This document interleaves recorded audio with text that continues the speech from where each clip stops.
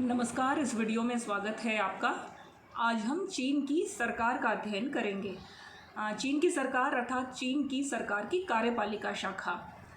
भारत के दृष्टिकोण से हम समझें तो जैसे भारत में प्रधानमंत्री और उनका मंत्रिमंडल होता है, जो सभी कानूनों के क्रियान्वयन की जिम्मेदारी जिस पर होती है, तो जनवादी चीन में यह जो संस्था है उसे राज्य परिषद कहा गया है। इसकी यदि हम हमारे परीक्षा से संबंधित यदि हम बात करें तो जनवादी चीन की सरकार पर लघुत्तरात्मक प्रश्न आने की संभावना रहती है। इस पर निबंधात्मक प्रश्न नहीं आता। तो बहुत संक्षेप में इसकी रचना, संगठन और इसके कार्यों का अध्ययन हम करेंगे। राज्य परिषद जो है वो चीन की सरकार का सर्वोच्च निकाय है। अर्थात चीन में जो जितना भी जो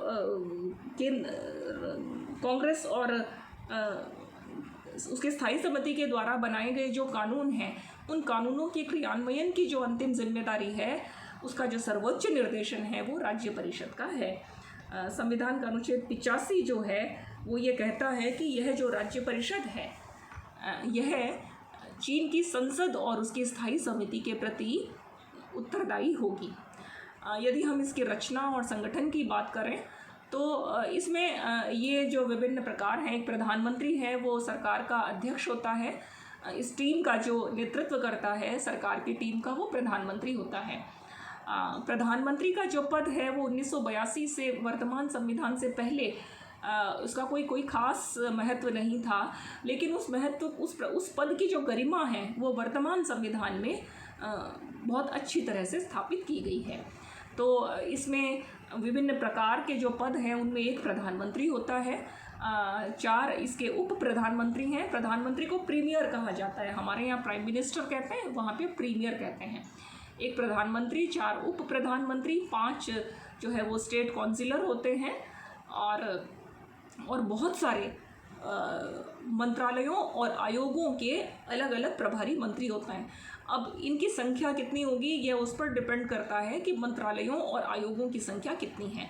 संविधान उसके बारे में स्पष्ट उल्लेख नहीं करता है। मंत्रालयों और आयोगों की संख्या है वो कम या अधिक होती रहती है।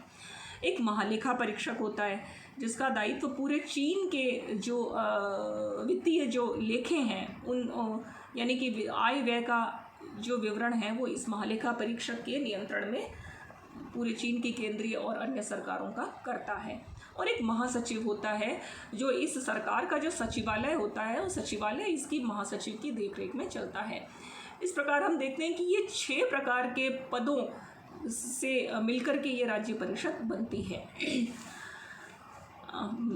प्रधानमंत्री कौन होगा, इसके बारे में संविधान स्पष्ट रूप से ये कहता है कि राष्ट्रपति कुछ नाम जो है वो सजेस्ट करता है। राष्ट्रपति नाम निर्देशन करता है अपनी तरफ से। वो जो नाम है प्रधानमंत्री के द्वारा नामित व्यक्तियों के नामों की सूची वह संसद को प्रस्तुत करता है राष्ट्रपति, और संसद और उसकी स्थायी समिति उनमें से एक नाम पर अपनी मोहर लगाती है। इस तरह से राष्ट्रपति के पहल पर राष्ट्रपति के द्वारा जो नामों की सूची संसद को दी जाती है, उनमें से अंतिम निर्णय संसद के द्वारा किया जाता है और उस व्यक्ति को फिर राष्ट्रपति पद और गोपनीयता की शपथ दिलाता है। अन्य जो पदाधिकारी हैं, चाहे वो अन्य उप प्रधानमंत्री हैं, चाहे स्टेट काउंसिलर हैं, मंत्रालयों के प्रभारी मंत्री हैं, महालेखा परीक्षक और महासचिव, ये सभी जो हैं इनका नाम निर्देशन प्रधानमंत्री के द्वारा किया जाता है। अर्थात प्रधानमंत्री अपने विवेक से या जो है वो साम्यवादी दल के परामर्श से विभिन्न नामों की जो सूची है वो संसद को प्रस्तुत करता है, और संसद जो है उस सूची में से ये अंतिम रूप से निर्णय करके और इन अन्य पदाधिकारियों का अंतिम निर्णय लेती है, जिन्हें पद की शपथ राष्ट्रपति दिलाता है। इस प्रकार से यह इनकी रचना है। और इसके जो संगठन है उसकी सदस्य संख्या भूतकाल में बहुत अधिक सदस्य संख्या रही थी, लगभग 500। वर्तमान संविधान के बनने से पहले 1978 की यदि हम बात करें तो इसकी राज्य परिषद की सदस्य संख्या 500 से भी अधिक हो गई थी। 82-83 में इसकी सदस्य संख्या थी वो 173 थी। लेकिन ऐसा महसूस किया गया कि इतनी अधिक संख्या में राज्य परिषद ठीक प्रकार से काम नहीं कर पाएगी।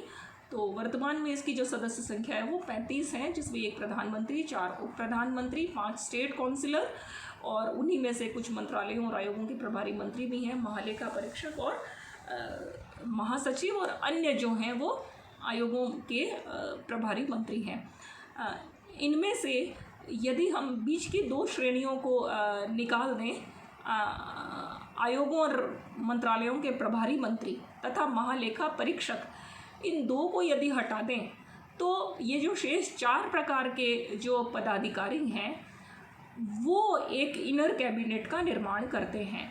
इसको हम यदि सरल शब्दों में समझें तो हम ये कह सकते हैं कि प्रधानमंत्री की जो साप्ताहिक बैठकें आयोजित करता है, उन साप्ताहिक बैठकों में केवल जो है 10-12 लोग ही होते हैं। वो प्रधानमंत्री की अध्यक्षता में 4 उप प्रधानमंत्री, 5 स्टेट काउंसिलर और महासचिव, केवल यही होते हैं और यह साप्ताहिक बैठकें आयोजित करता है।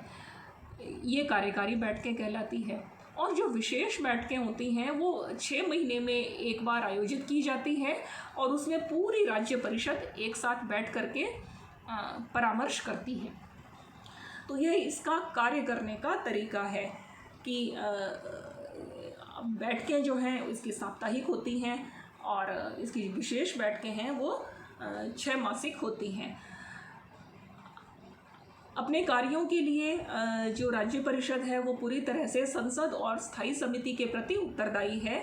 और जब संसद की बैठकें होती हैं, संसद का जब अधिवेशन चल रहा होता है, तब संसद के जो सदस्य हैं वो विभिन्न मंत्रालयों और आयोगों से प्रश्न पूछ सकते हैं। उनके विभागों की जांच संसद के द्वारा संबंधित प्रश्न पूछे जा सकते हैं और राज्य परिषद के संबंधित विभाग के मंत्री को उसका उत्तर देना होता है। और इस प्रकार से स्थायी समिति का सीधा जो नियंत्रण है वो राज्य परिषद पर होता है। इस प्रकार से प्रधानमंत्री का जो दायित्व है वो बैठकों की अध्यक्षता करना है और पूरी की पूरी यह जो राज्य परिषद है इसमें समन्वय स्थापित करना है। और उप प्रधानमंत्री और स्टेट काउंसिलर जो हैं वो इसके सलाहकार और सहायक के रूप में रहते हैं। प्रधानमंत्री जो भी कार्य इन्हें सौंपता है वो कार्य ये करते हैं। जो प्रभारी मंत्री हैं वो अपने अपने मंत्रालय या आयोग के कार्य के लिए पूरी तरह से अंतिम रूप से उत्तरदायी होते हैं और प्रधानमंत्री के द्वारा इन आयोगों और मंत्रालयों के कार्यों का जो है वो लेखा जोखा रखा जाता है इन मंत्रालयों के मंत्रियों के माध्यम से। ये जो प्रभारी मंत्री हैं ये राज्य परिषद में अपने अपने मंत्रालयों की जो रिपोर्ट है वो प्रस्तुत करते हैं। इसी प्रकार से महालेखा परीक्षक जो है उसका काम महालेखा परीक्षण का है।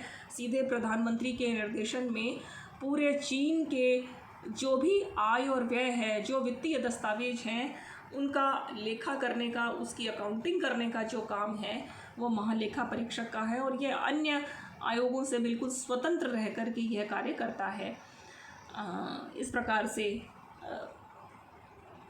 राज्य परिषद जो है वो अपना कार्य करती है।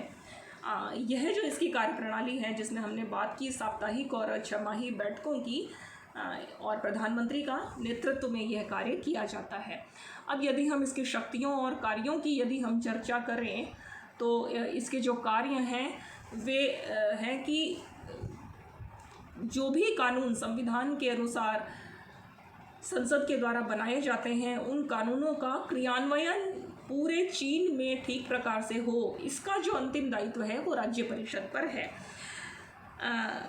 यह जो नए कानून हैं, नए जो विधेयक हैं, यानी कि जो नया कानून बनाना है, विधेयकों का जो प्रारूप है वो भी राज्य परिषद के द्वारा बनाया जाता है और प्रारूप को फिर वो कांग्रेस सदन में रखा जाता है और वहाँ पर उसको कानून के रूप में पारित किया जाता है। तो नए कानूनों के निर्माण की जो जिम्मेदारी है वो भी राज्य परिषद की है।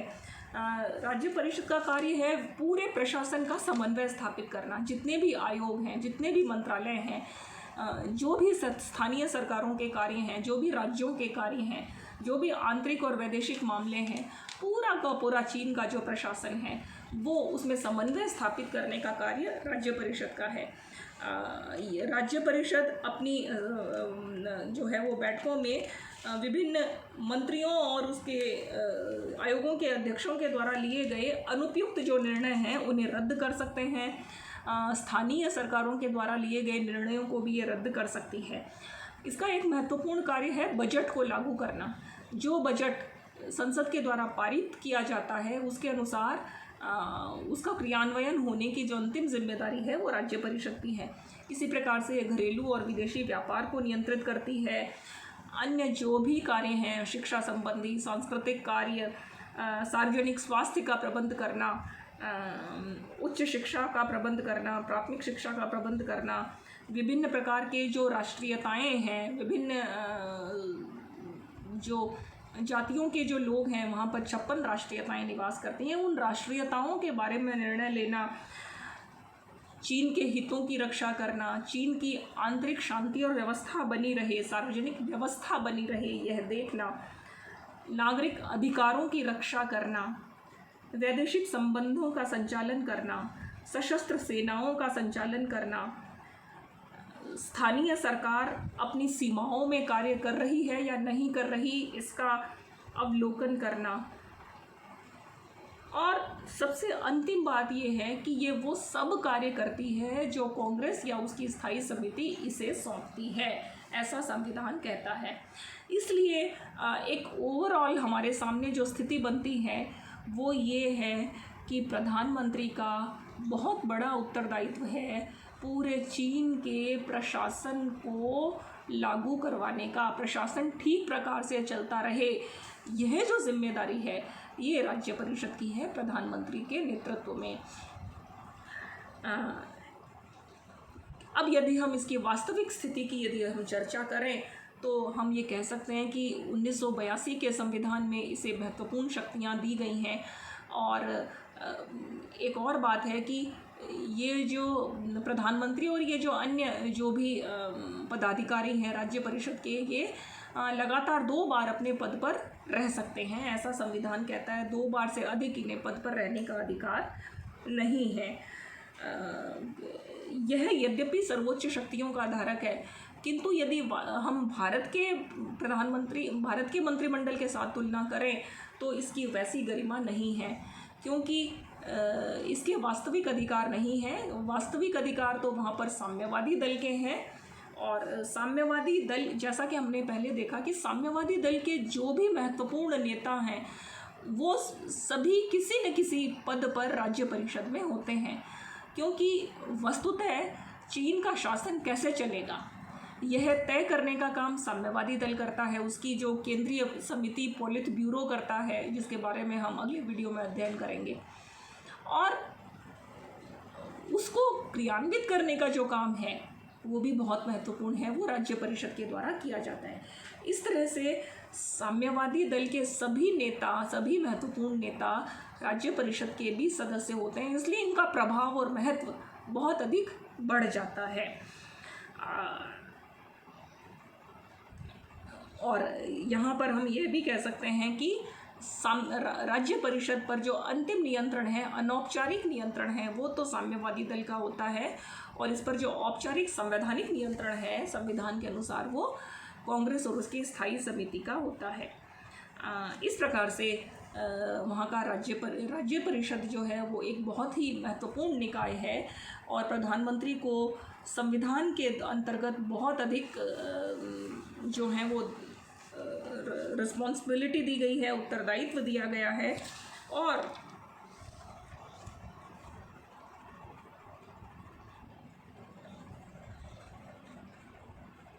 किंतु फिर भी लोकतांत्रिक देशों में जो सरकार की महत्वपूर्ण स्थिति होती है, वैसी स्थिति चीन की इस राज्य परिषद की नहीं है। यह अपेक्षाकृत कम शक्तियों की स्वामिनी है। अंतिम शक्तियाँ वहाँ पर साम्यवादी दल की है। ये हमें चीन के बारे में अध्ययन करते समय निष्कर्ष के रूप में कहना ही पड़ेगा। अब हम यदि बात करें केंद्रीय सैनिक आयोग की, तो केंद्रीय सैनिक आयोग इसका एक अगला वीडियो हम बना लेंगे और उसमें इसके बारे में अध्ययन करेंगे। धन्यवाद।